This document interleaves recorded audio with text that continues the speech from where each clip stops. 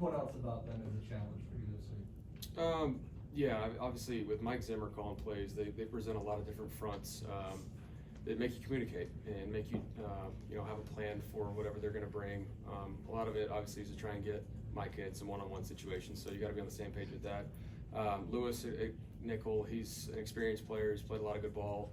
Obviously they're a little banged up, have some different guys playing, but in the middle, Kendricks is a veteran linebacker that you can tell understands what he's trying to get done and gets those guys lined up as well.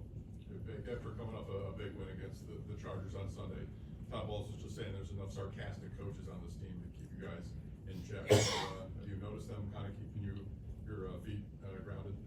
Oh yeah, I mean you gotta have thick skin to be around our group. So anybody can get it anytime, anywhere. It doesn't matter who it is. So that's the best part about the group is you have a good game, move on, gotta do it again. Is that needed given the fact that you don't want to exhale at this point? Oh, absolutely. I think Coach hit on it. When we had started fast early in the year, Denver came in and took it to us. So it's next game at a time, one game at a time mentality. This is the next one, so got to be focused on that. Baker, how excited are you for the opportunity to go into prime time? And, last few times you've had that opportunity, you haven't walked away with wins. Just considering where you are and the trajectory that you have, you embrace that opportunity of being under the bright lights, the only game being played that night? I don't really care. If anything, I don't like waiting around all day. I'd rather play earlier. But it's the next opportunity, so I get juiced up for that no matter what. It's another opportunity with this group that we have to continue to build and try and get better. What is that waiting around period like when you know you got a game that's late and you're so used to playing earlier in the day? What is that process like? You get a little extra meeting time, a few more hours to walk through. There's always a balance of not trying to do too much, not trying to overthink things that you already have in the game plan and locked up. But just reminders for guys to stay locked in throughout the day, and then when it's later games, you got to get ready on time. Talk about the job that your lineman did on Sunday. Those Mac 2 pressures all game, just with Gedeke and Worms and the interior guys, and how well they performed. And how things have kept you this season. I guess that Christmas gift's got to be pretty good. Yeah, I mean they're playing extremely well right now. Obviously, you hit on it. Those guys on the edge that the Chargers had, some really good edge rushers and guys that a lot of stats.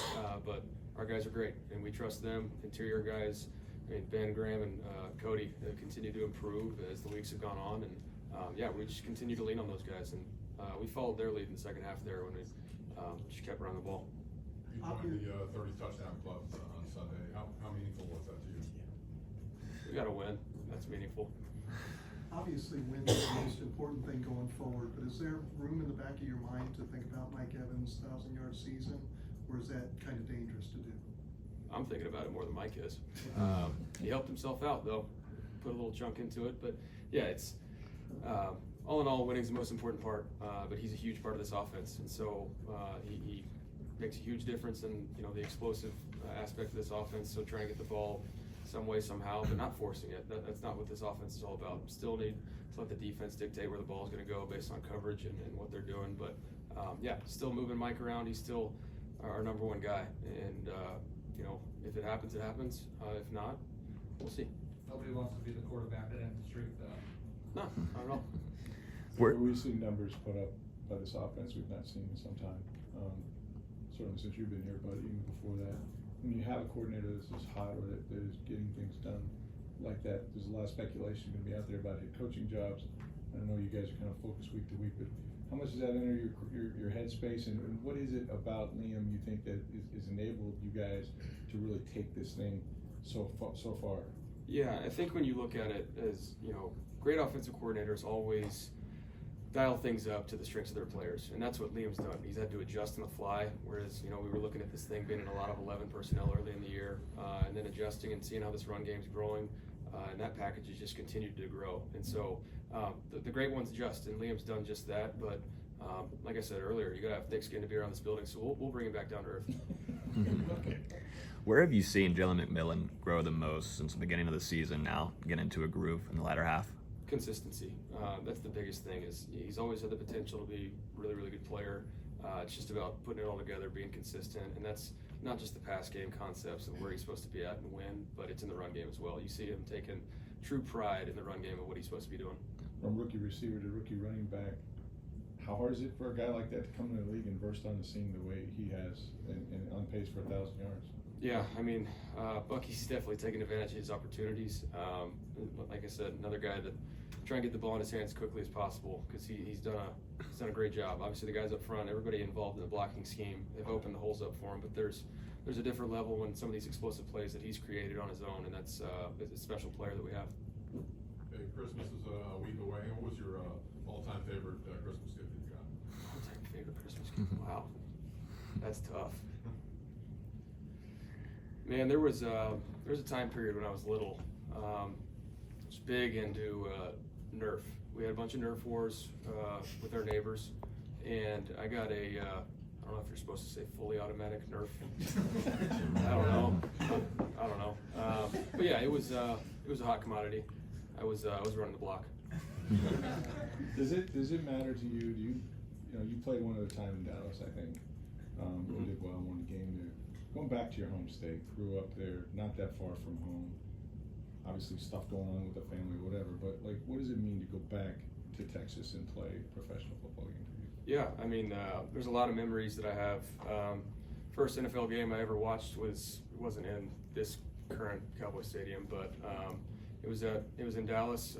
Played a state championship game in high school there, Big 12 championship there. Played once in the NFL. There's a lot of memories there, and it's obviously back home in Texas. It's always fun, but then it's close enough to Oklahoma where you always see a lot of Sooner jerseys in there. So for me, it's special, and I have a lot of people there supporting me, but really doesn't matter unless we win.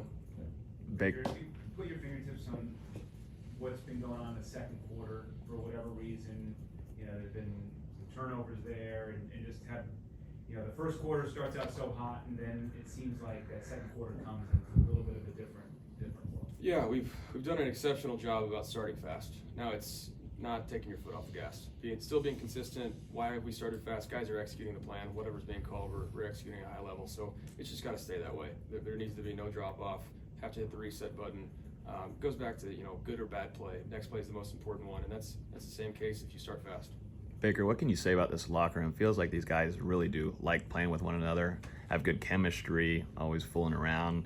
And how big is that play for you in this time of year? Yeah, I mean, this is football's the greatest team sport. I've said that a bunch, but when guys truly want to play for each other and lay it out on the line for each other, that's when it really counts. Is this late in the year when nobody's feeling 100%. I don't care who you are. You're going to want to do it. You're going to want to make this push, and obviously our circumstances help that as well, knowing that we have to control our own destiny 1 week at a time. And but it's a special group. It has been since the day I got here. Couple more, please. Falcons just benched Kirk Cousins for Michael Penix. You've been in a similar situation, coming in as a rookie, it's a high draft pick. I mean, what's that? What kind of is that like mid-season coming into that, and what can maybe he expect? Yeah, I mean, it's always a tough deal.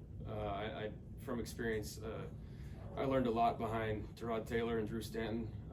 Just trying to take in as much information as possible, and that's the most important part. Is you have to support each other in that room, and that's what it's all about. And so, different look this late in the year for him to be thrown into it with a lot on the line for them. So just take it all in, trust yourself, and that's don't trust yourself too much because we're still trying to make the playoffs. But it's a tricky deal, but the whole locker room, you've got to support it, and you just have to be all in for it to have success.